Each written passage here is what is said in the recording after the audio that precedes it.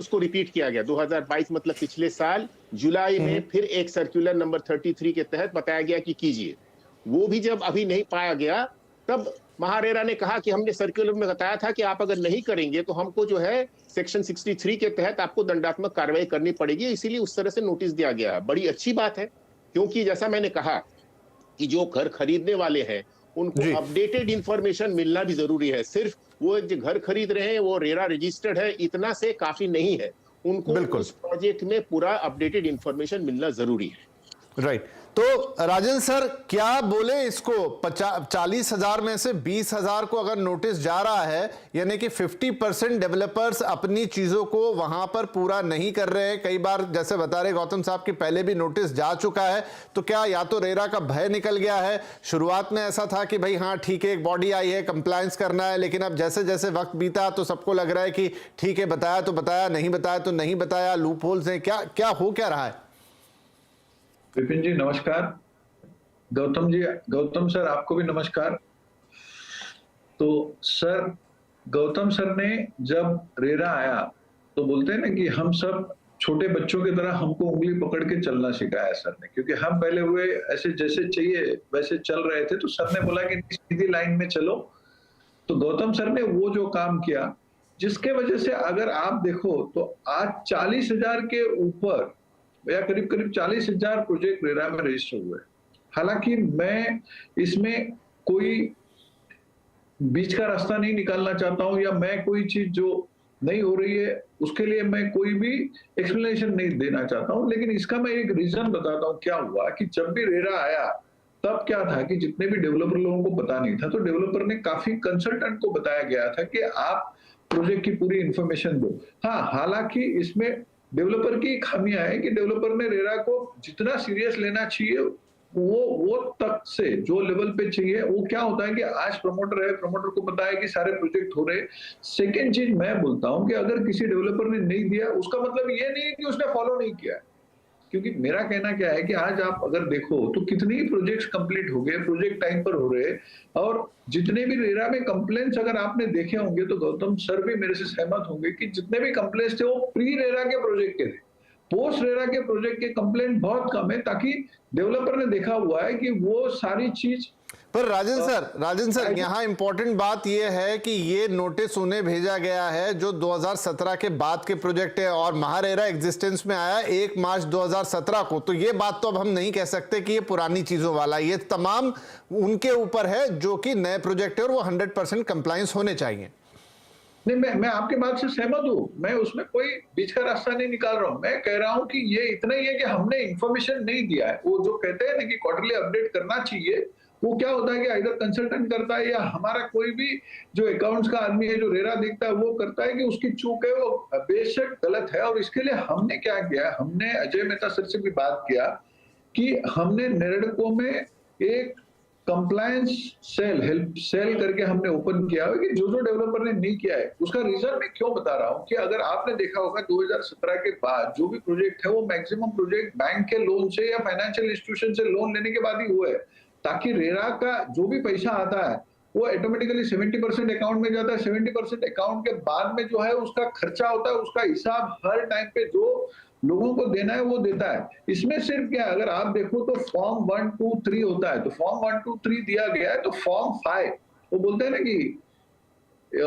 हालांकि जितना सीरियसली अब ये जो नोटिस आने के बाद जो लोग लेंगे ना, तो ऑटोमेटिकली ये जल्द से जल्द इतने पूरे कंप्लायंस पूरे हो जाएंगे, ये मैं आपको आश्वासन दे सकता हूं। चलिए ठीक है, तो मैं पंकज जी के पास जाऊं उससे पहले गौतम सर एक क्विक रिमार्क। अब राजन साहब जो बात बता रहे हैं वो कह रहे हैं हम नहीं पूरा कर पाए, लेकिन क्या एज ए एडमिनिस्ट्रेटर आप इस बात को मानेंगे कि नहीं भाई पूरा नहीं कर पाए, चलो एक कहने के लिए बात ठीक है, प्रोजेक्ट पूरे भी हो रहे होंगे, लेकिन जो ऑन पेपर होना चाहिए, क्योंकि वहां पर तमाम लोग हैं जो जाके अपडेट्स देखते हैं और वो इसीलिए बनाया गया था आम आदमी के लिए, घर खरीदार के लिए, तो वो तो कंप्लायंस पूरा करना पड़ेगा, जरूरी है। और ये जो राजन बता रहे हैं, ये थिंकिंग महारेरा में पहले 3 साल यही था कि जो कि ये नया एक एक्ट आया है, इसलिए थोड़ा सा हैंड होल्डिंग करने की आवश्यकता है। हम इस कंक्लूजन पर नहीं पहुंचेंगे कि अगर कोई सारे चीजों को अपडेट नहीं कर रहा है मतलब वो डेलिंक्वेंट है।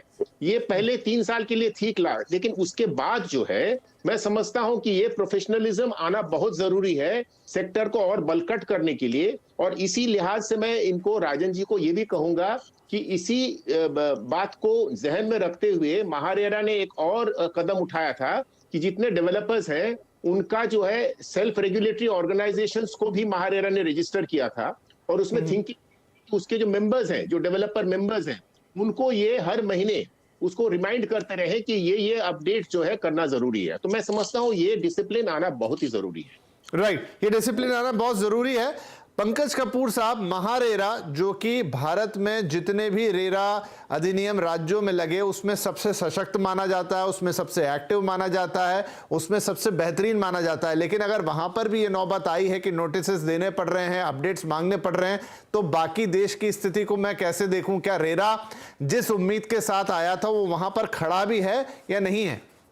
बिल्कुल सही कह रहे हैं। आज अगर हम डेटा देखते हैं तो करीब 95 से 97 हजार प्रोजेक्ट जो है रेरा में रजिस्टर हो गए हैं। सबसे ज्यादा महाराष्ट्र में रजिस्टर हुए हैं।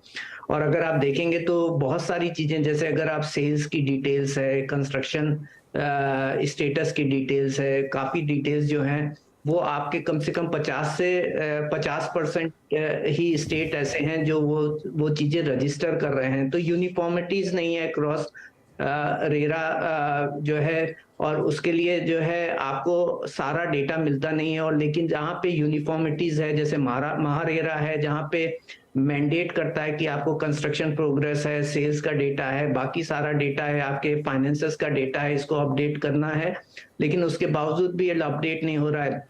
मैं बहुत सालों से ये देख रहा है कि रेरा ने एक डेटाबेस क्रिएट किया कि, लेकिन इस डेटाबेस का हम यूटिलाइजेशन भी नहीं कर पाते हैं।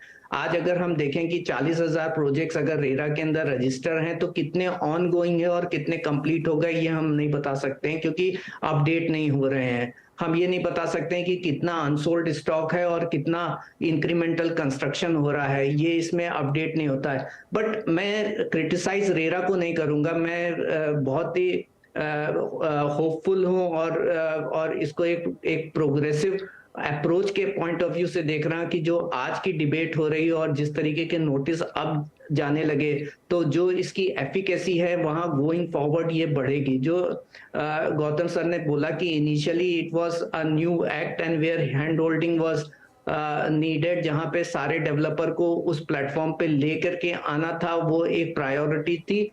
लेकिन अब मॉनिटरिंग एक प्रायोरिटी हो गई, अब वो डिसिप्लिन लेकर के आना जो है वो प्रायोरिटी हो गई।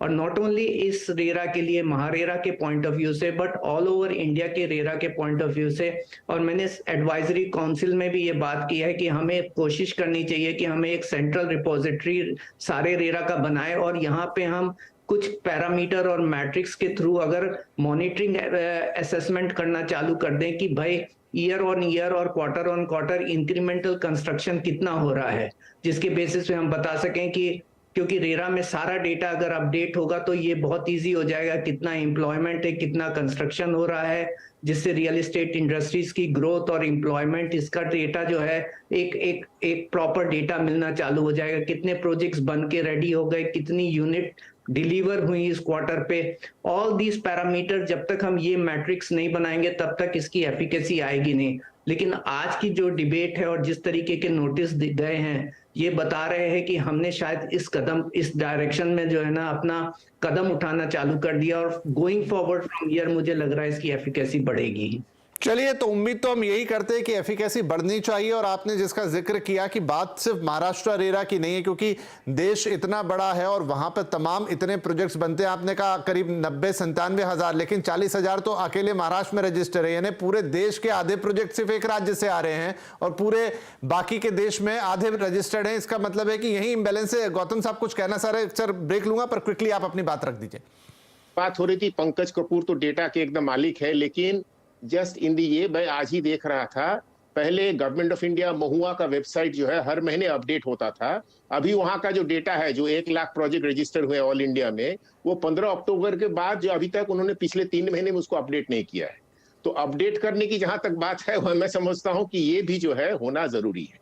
बिल्कुल बिल्कुल। तो ये कहां पर चूक हो रही है, या कहां पर चीजें थोड़ी ढील में जा रही है, उनको देखना जरूरी है। एक छोटा सा ब्रेक ले लेता हूं, ब्रेक के बाद राजन साहब से भी पूछेंगे कि उनकी तरफ से क्या होगा, उनके ऑर्गेनाइजेशन की तरफ से यहां पर क्या होगा। क्या हम जल्दी देखेंगे कि सबने अपना डेटा अपडेट कर दिया, और साथ में क्या एज ए कंज्यूमर उसके पास हक है अगर ये चीजें नहीं हो रही, क्योंकि ये तो सब कंज्यूमर को ही सेंटर में रख के किया गया था। ये सारी बातें, अहम सवाल इस छोटे से ब्रेक के बाद।